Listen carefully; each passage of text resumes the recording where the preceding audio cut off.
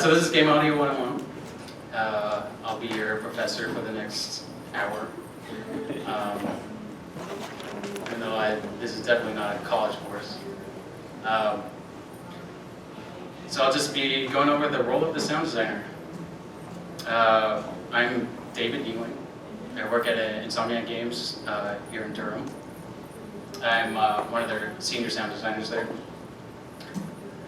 So, what I'll be going over, just be talking about the art of sound designing, the type of software that we use, and the process of integrating the audio into the game engine. So hopefully you come out of this with a better understanding of what sound designers do, what I do on a day-to-day basis. So what I'll be going over, start off designing sounds, and then I'll go over audio middleware, go through audio implementation, and at the end I have some sound design examples to show you guys. So, designing sounds. First is the DAW. Also, you could just say DAW. We'll get into that more. So, and then finding sound sources. So, finding all the things we need to design the final sound effects for the game. The process of layering things together and creating something brand new. So the DAW, it stands for Digital Audio Workstation. And that picture there, that's my desk in my office. It's pretty much the main tool that we use for designing sounds. It can do a lot of things. It's all of these things. A multi-track editor. That's how we layer things together. So we have different tracks where we put the sound samples, and we can layer things together that way. It's a mixer. That's how each track, we can change the volume on each of it. It's an effects processor, so we can use audio effects and plugins and all these things. It's also can control software instruments. So you can see in the picture there, I have a keyboard. So I can start playing synth sounds or any other instruments on there if I want to also layer in. So this is an example of one of the softwares that we use for designing sounds. Is Pro Tools. It's pretty much an industry standard. Pretty standard in TV and film and music industry. For games, it is widely used, but I use Nuendo. It's also pretty similar. Everything there, you can see the multi-track, the mixers there with the faders, plugins, EQ, and stuff like that. Here's Apple's version, which is Logic. Similar layout. They all work pretty similar. And this is another one, Reaper. SoundForge is another software that we use, and it's we also call it a two-track editor or a wave editor. And this is what we use just to get into those little tiny details of just like a single asset at a time. And sometimes that's needed. So how do we get our source material? Field recording. That picture right there, that would be what field recording is, going out in the field and recording straight from a microphone. Foley. This is like bringing things in and recording to video. Sound libraries. These are just big sound packs that can be purchased from other companies. Synthesizers. And this is analog or digital software or hardware. It's stuff you can play. So in field recording, it's pretty much just going out in the wild and with a recording device and a microphone and recording whatever you need. For example, ambiances, guns, cars, animals if you're lucky, weather, rain, and everything outside. It's all useful stuff. And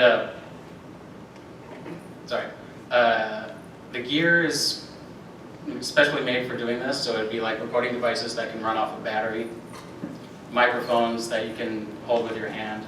And you can see in that picture that fuzzy thing. It's also known as a dead cat. It's that's used for just dampening the wind noise. So yeah. On to Foley. This is manually creating sounds like as a performance, and it usually means to picture or video. But for games, it's not always the video. Sometimes you can call it Foley just by performing the sounds and recording it without video, but then we use that and chop it up and use it in our design, but it doesn't necessarily have to be for video, but we still call it Foley. Sound libraries. These are just packs of sounds that you can buy from third parties. We often snatch these up as soon as they get released. They're very useful to have. Sometimes they can be general sounds, just like, sounds of a water bottle hitting, to like specialty sounds like guns or tanks or something like that. But they're all very useful. We use them all the time. And this is all just a mix. When we're layering sounds together, we use a mix of all these different sources. Oh, there's some websites that sell like single sound effects. So like, it may be useful for some, but I've never gone through that at all. So synthesizers, it could be like this picture. It could be hardware synths like this. Also software synths that you can use within the DAW. That's usually what I usually use software synths because it's just way easier to record the performance after that, and I have my keyboard right there. I don't have to, like this one, worry about plugging in patch cables and things like that, although it's cool. I kind of wish I had one, but it's great for experimentation and tinkering and things like that. Just like turning the knobs and seeing what kind of sounds you can make and just record the performance, and then you can go back, cut out the things you like and use it in a sound later on or something like that. And of course, it's great for sci-fi sounds and sci-fi ambience and things like that. So creating sounds.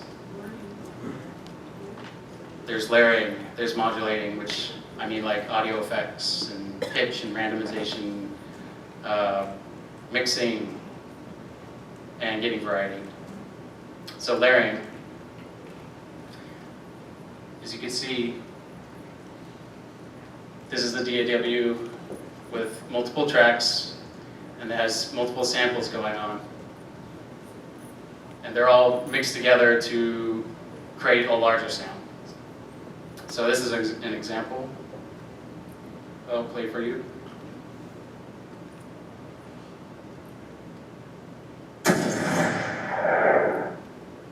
And I'll go through each layer here. So that's the first one. Second one.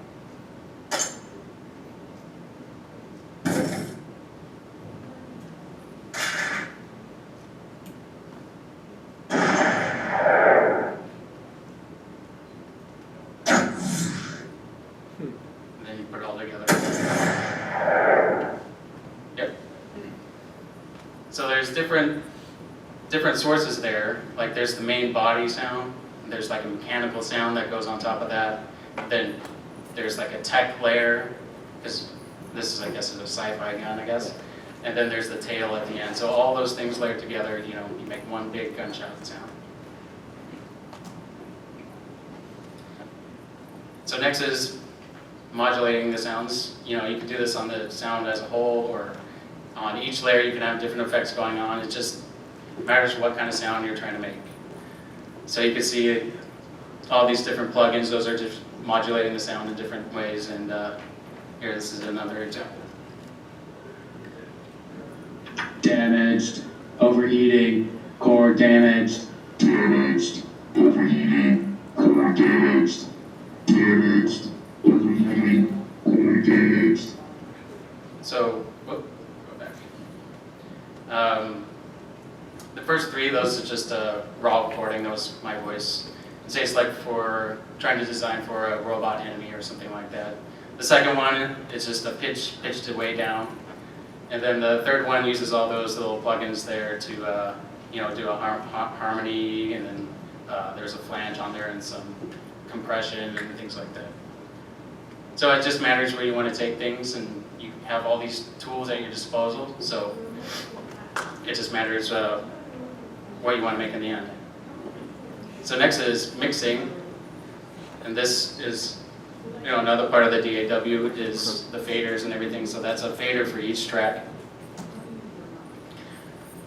So you kind of mix on what you think is most important in your sound, and it's important not to overlap frequencies and overlap sounds too much, and you'll get this really muddy sound to it.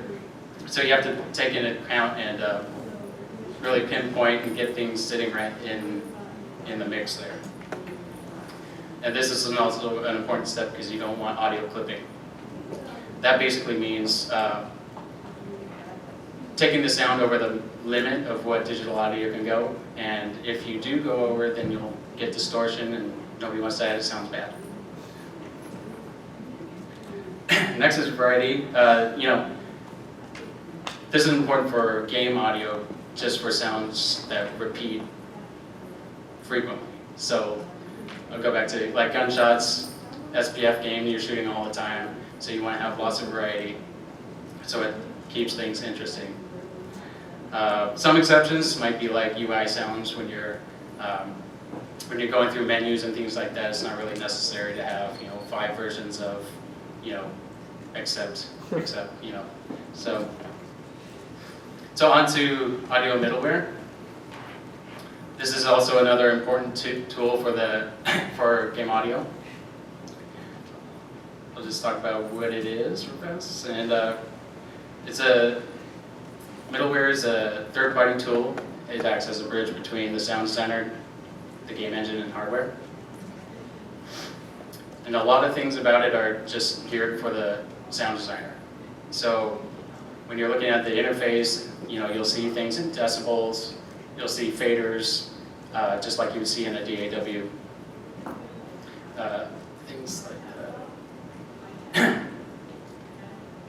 And what it does is it allows us to customize the behaviors of the sound before they actually get used in the game.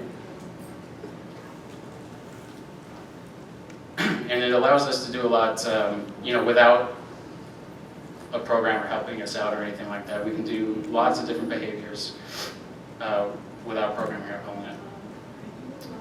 And this is also another important thing, is debugging profiling.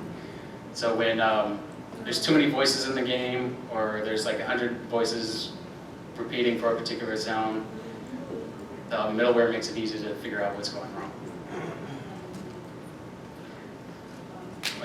So one example of what middleware can do, and this example right here is called WWise or Wise from Audio Kinetic. This is what we use at Insomniac. There's others out there like Fmod, and it's up to the studio to figure out what their needs are. But this is what we use. So one example, randomization. This would be going along with the creating variety. So if you have 5 versions of the same sound, and the game needs to play a different sound each time it's triggered, you can do that in the audio middleware. Here's an example of that.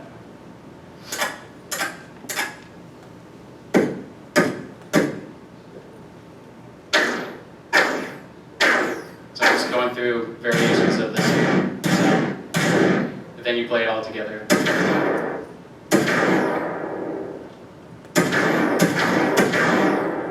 To get that variety. Another example is switches. And in this case, I'm using materials as an example. So in a game, if you're walking on dirt or you're walking on metal, this can be set up in the audio middleware to change between different sounds based on what's received from the game engine. So here's an example of that playing. Starting off with dirt, going to metal. Grate, was that? Metal grate. Yeah, so when the sound is triggered from the game engine, it also comes in with other information, in this case, material information.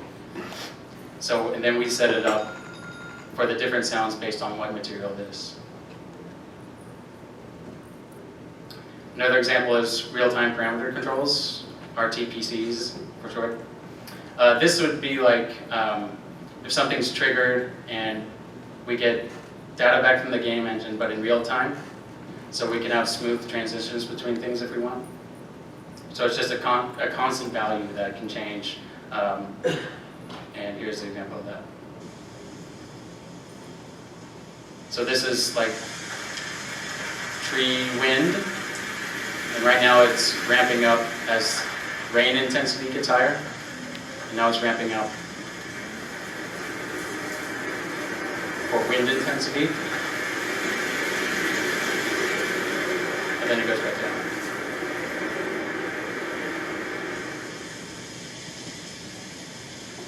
So in this example, I'm controlling the state of weather for a particular sound. So we'll have an emitter on a tree, and then the game tells us that the rain is coming in, and it will be, say, like maximum rain. So then here I set it up for it to come in at different levels of rain. So it would move up. This I'm doing just manually in the middleware. This would all be behind the scenes in the game. Same with the other examples. Music is also a thing that can be handled in the middleware. This example is beat sync to music, but same with all the sound effects and everything like that. A lot of things apply to music as well.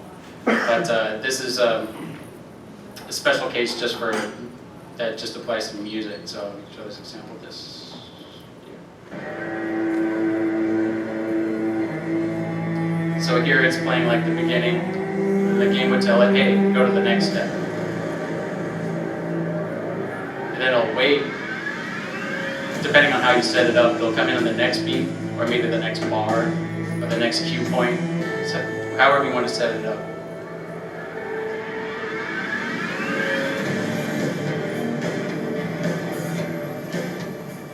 So I trigger it here.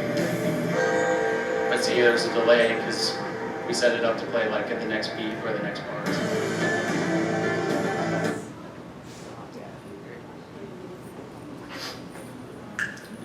And this is just a little sample of the profiling. This is the debugging feature that's in Wise. So you can see on one side is just a whole list of like every event that's happening in the game. It also lists like errors or anything like that you might see. On the right side, you'll see the signal flow of all the game voices, so you can follow the signal flow and see where things are going that way. And the bottom, there's graphs where like how many voices and channels are being used and CPU usage and that sort of thing. So it's useful. As the game's playing, you can see things live like this and see what's going on as the game is playing.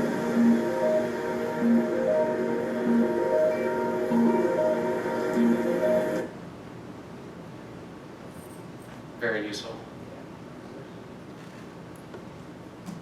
So audio implementation. So this is actually taking the sound events that are created in the middleware, in this case Wise, and actually hooking them up into your game engine. So I've got a few categories of different audio implementation. First is game events, scripted events, and then animation timelines. So these pictures, this is an example of our game engine. It's Insomniac's engine. But it's not exactly the same for all game engines, but these three things are pretty similar techniques of implementing sound in your games. So game events, usually first programmers create them in code. Then usually there's an interface to connect between the sound events and the game events. And here in this example, you can see that kind of greenish color. Those are the actual game events. And then those blue squares, and right next to it, that's where I'm actually hooking up the sound events from Wise. So these game events, they can, the programmer can add all this data that goes back to the sound engine. that we can use for those material types or RTPCs and other parameters too. So scripted events. This is, again, in Insomniac's engine, we use a visual scripting language. Another example would be blueprints in Unreal Engine. In this way, it's very similar. But with scripted, this can be by game designers or sound designers. I'm often scripting sounds and their behaviors in our engine. In this example down here, it's just an example of playing a dialogue event after a certain event happens in the game. So it's just a very basic example, but they can get a lot more complicated than that though. The visual scripting language, yes, it's getting more common, and it just makes things more easily accessible to more people that aren't so familiar with coding. Yep, and it just gives us more options to direct the behavior of sound effects. So animation timeline. Sounds are initiated by the sound designer. You don't really need anybody else to do anything for you. You just add them to the timeline there. Yep. So really it's just adding sound triggers on a linear timeline aligned with animations and other movements like that. It can be really tedious. When you have a character that has like 100 walk cycles or something like that, and you have to place a trigger on each footstep, it's tedious. It's great because for in-game cinematics, it's pretty much the same process.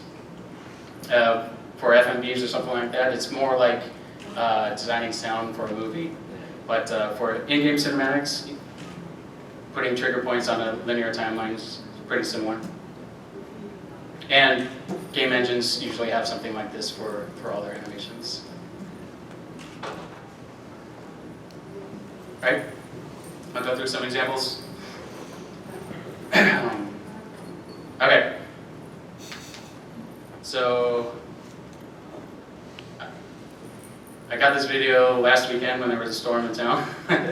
So we'll just see how it sounds. Is it raining? Yeah. We'll see. No, it's bacon.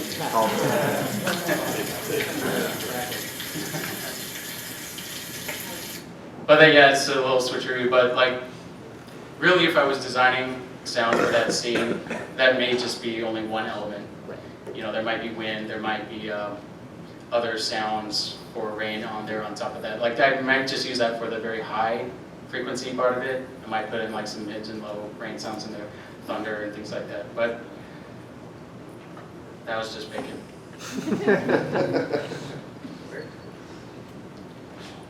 That didn't go to waste either. I got put it on a sandwich. So here's another one. This is an example of using a Wacom and hooking up to send MIDI events to a plugin in the DAW I use.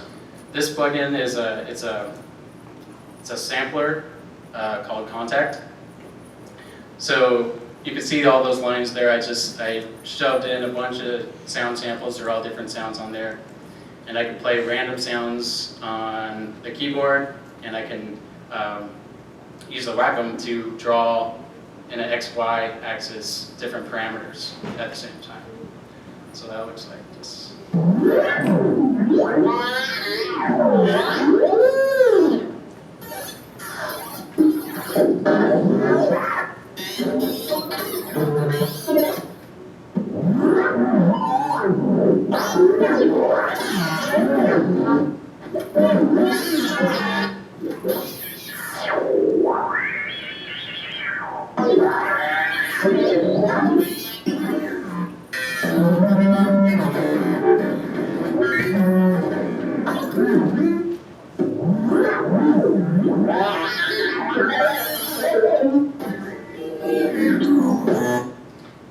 So So that was not for nothing specific. Right. I was just messing around. But you can use this for if you're just trying to experiment and come up with something new. Or if it was great, I've used it for a lot of sci-fi sounds. Like if you think like Transformers, like the movie where they are transforming and their arms like very detailed, you know, the little spinning and ratcheting and things. So I just have it set up to play random samples, so I'm like hitting a bunch of keys at the same time, as well as doing a time stretch on one axis and then maybe pitch on another. So it can be a useful tool that way. So this is the last one, but it's Creature recording for Creature Foley. This was also done last Monday.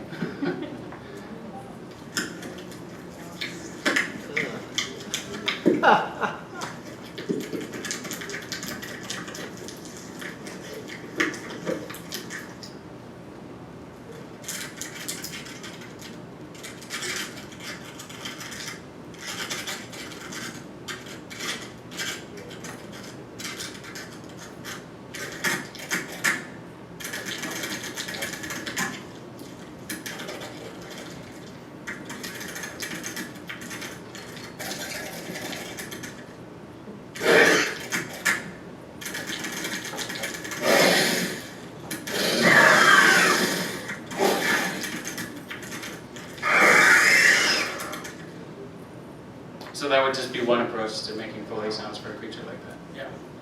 And I thought, since I knew what my time slot was, it would be appropriate to use food. So it's so close to lunch.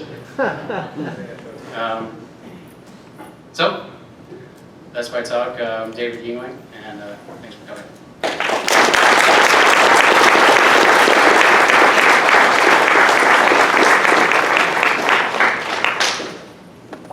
Two questions. So how can a person get started specializing in sound design? And do you think it's important or required to have any music experience? Music experience, if you're trying to get into sound design. It helps, but say like my job at Insomniac, I'm not composing any music. I mean, I'm implementing it in the game, but I'm not writing it. So that's the case for a lot of sound design jobs in the industry. But if you're talking about more of the small-scale indie games, then it can be a good asset to have, because it's more expected for audio people in the indie industry to do both things. Yeah. For organizing and archiving your massive collected sound libraries, do you use a SoundMiner or an in-house version of that? No in-house version. We used to use SoundMiner, but since we switched from Pro Tools to Nuendo has a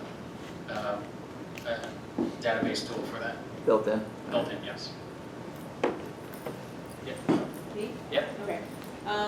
So I know you just said that you're not really on the music composition side of things, but Just for work. For Yeah. work, right? Yeah. For the sound design, do you have a preferred MIDI keyboard, or I mean, you can answer that for composition purposes too. But does it make a difference really when you're looking at just sound design? For sound design, you just need a MIDI controller Right. that can trigger the sounds for you, really. It's nice to have, I think that's like a 49 key one that I have. Yeah.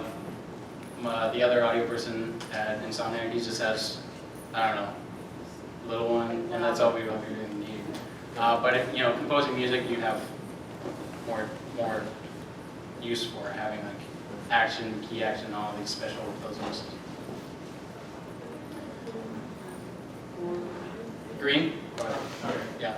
For field recording, I know like a lot of I've seen a lot of videos and such where there's like always like a really creative thing, like the bacon being rain.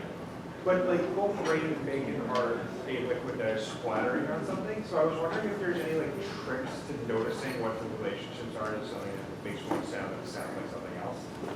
Any tricks? If it's just like be creative, or if there's any like evil ideas. It's kind of, well, I wouldn't say there's a trick, but being in the industry and working with sound so long, it's like I listen to things in a certain way, and I'm not like, oh, that's the sound of water splashing.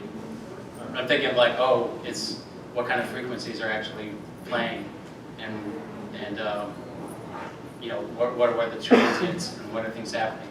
And then I guess it's maybe because I'm thinking about work too much, I'm thinking, what else could I use it for? Right. But that comes with experience, and there's a lot of like sound, funny things people do with sounds, especially in movies. Like there's the Wilhelm scream. I'm sure people have heard of that. Do you know what software would you recommend if you were like trying to compose on your own like a full-fledged orchestral track? Well, any of the dolls that I just showed can do that. Just like a Wacom or? Oh, what do you? I mean, like, basically, you want to like what's the like use for the possible one? Like, you wanted to like stimulate an orchestra. Simulate an orchestra. Well, I mean, in terms of like orchestral software instruments, there's a ton out there. Which one would you recommend though? Nothing comes to the top of my mind, but like I haven't dealt with orchestral stuff in a long time, so sorry about that. Yeah. When you said when you were showing us how the middleware can help you randomize sounds, and you showed us like 4 different clicks and 4 different like boom sounds. Yeah. Those you were showing us that those were all part of the same sound, and it was randomly selecting one of each time the sound was played, right? Oh yeah, okay, true. So that was like a case of layering within the middleware. Right. And it was randomizing each layer. Yeah. So in that case, there was probably like 5 different things that I went through, and in each 5 categories, there was like 5 or 4 variety of the same sound. And then you play it all together. It does pick a random sound for each category. Right. But it is playing. So there was like 5 categories that I went through. It's playing 5 voices. Right. So you have to watch out like when you're doing that a lot. So. Yeah. Right. Because the game engine can only handle so much. Yeah, or it's a limitation of the hardware, something like that. Is 5 like a typical number of layers that you make for any given sounds, or just important sounds, or like just sounds that happen all the time? What's a range of layers that you might use for individual sounds in design? It all depends on what you want to do with it. There's no hard and fast rules for that. I mean, if you are worried about you know, how many voices you're using, say if it's like for a mobile game where it's like really important, then maybe this may not be the method that you want to use. Right. Back there, Yeah, and I kind of want to follow up on what he just said. My question was about when you showed when you played the gunshot sound, I think, and I know you mentioned, or something, you had like, I think there were 8 different layers in the multi-track editor. Yep. And so my question for you is, are there specific layers, like, are there bass layers, high-pitched layers? Like if I'm doing a gunshot, let's say, do you know the layers of audio that would go on a multi-track that would be consistently in your next gunshot sound that you repeat? You know what I'm asking? Yes. That's what I did there. Yeah. So I'm curious, like, can you name them? Are there like bass, Okay. echo? In that, I mean, it's not a rule either. This is just the way that I like to do that particular gun.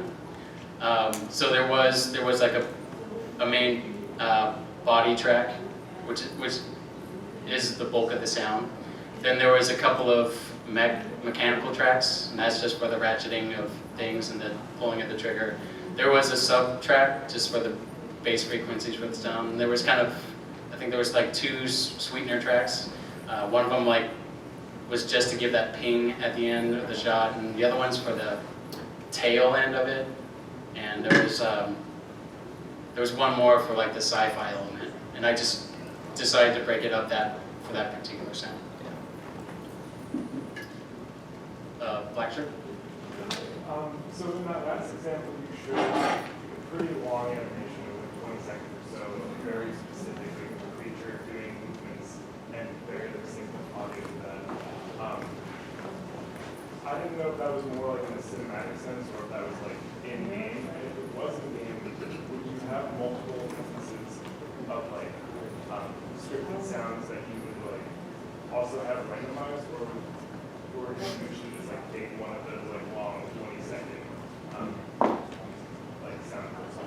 Right, so that example was pretty much just to show off like finding source for the sounds and recording it and how it can be added to an animation. So that was more like in a cinematic sense. Say if it was for gameplay, we would, I would record all that source and then I would chop it up into individual pieces.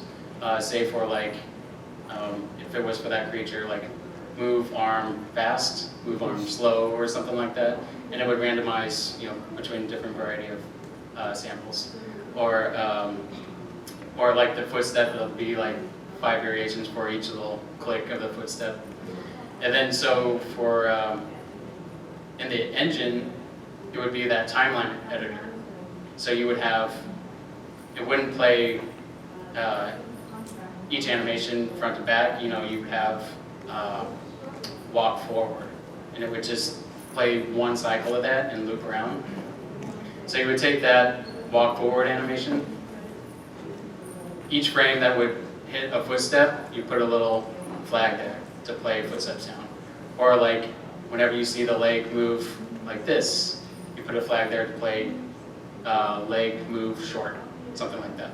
So it's where everything's like chopped up into individual things like that, and it's triggered through a timeline. Orange? What food did you use for the creature's voice? Voice? No food for that. The voice on that, I just added it to show everything together, and that was a creature voice I made for past game. Blue shirt? Yeah. Go ahead. What? How did you learn to become a sound foley artist? Say that again? How did you learn to become a sound foley artist? How did I learn? Yeah, what? Oh, so I see. Well, it helped. I was a musician, growing up, things like that. I got into just like making beats and things like that, so I kind of got more into the software behind all the sounds and the engineering a little bit. I thought I wanted to do music, or then I switched to like movies. So I went to Full Sail for that, the audio engineering degree. Found out quick that those industries weren't for me, so the last one was games, and I was like, I should have known that in the first place. Yeah. Yeah, in terms of a lot of modern games, they have surround sound setups. When you implement surround sound functionality, is it more on the implementation level, or do you put any of that through middleware? The middleware does handle all the surround sound, and the game engine and the hardware, they all are running that by itself. So what we're mostly concerned is with sound sources just within a 3D space. Sure. The mixing between different channel types, like stereo or surround sound, is done through the middleware and through the game engine, and then eventually through the hardware. Yeah. Okay. Hey, so I had a question specifically about the Wacom tablet and Contact. Yep. Did you have that through Contact? Is it a third-party management system that you use? Have you used it with effects chains or other soft sense or? There's a freeware app that does the connection part. I think it's called WMIDI or something like that. I can double check that for you if you want. You're that black chick. You're talking about you guys snatch up sample packs as soon as they're available. What company? I can't hear you. You're talking about you guys snatch up sample packs as soon as they're available. Yeah. What companies in particular do you guys like buying sample packs from? We buy a lot of the Boom sample libraries. There's the Recordist is another one. I mean, there's a ton out there. I mean, there's plenty of companies putting them on. They all do good work. Back over there. Yeah, I have a theory-based question about communicating through sound, and I'm wondering if you have an example of something you were proud of, like a really short sound that was made up of so many layers, and maybe you communicated something about like the creature subliminally or subconsciously through really weird source audio. Does that make sense?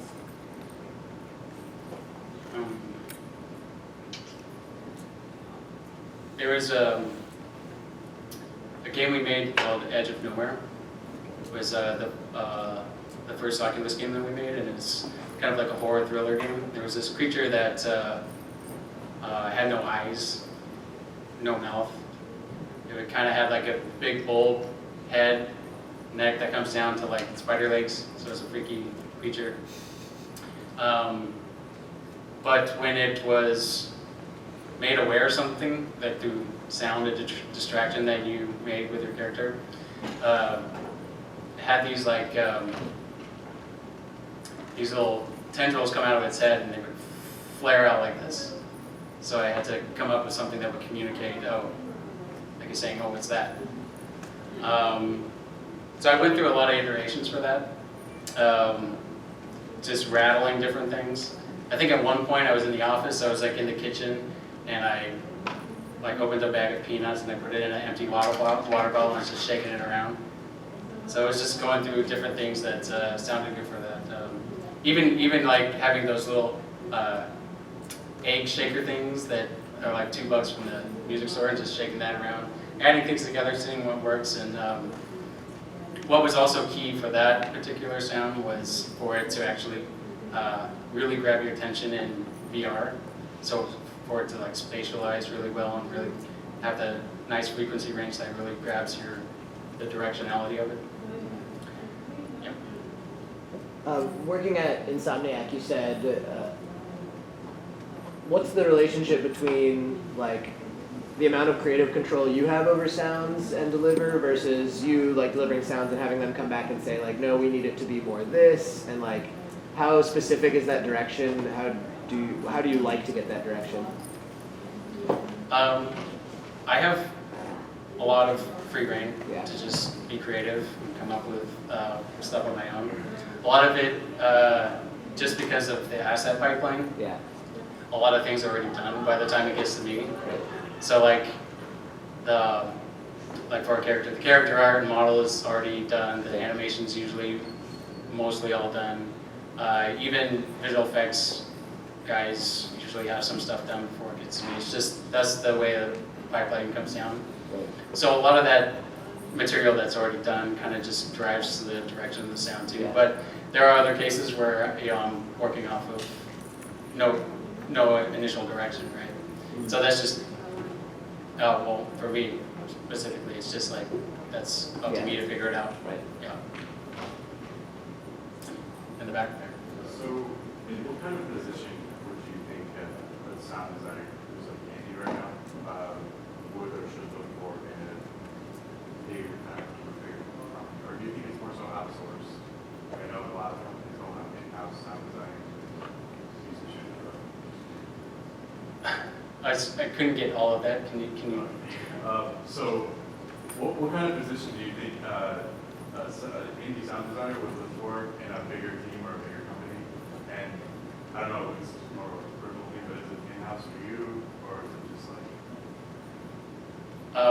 So our studio, we're all in-house sound designers. We contract out for music. That's not the case for every studio. If I was starting out in the industry, I wouldn't say go for a particular position. Just really try and get a very solid demo reel. And then, before that, work on mods or any other indie game that you can, just to build up experience beforehand.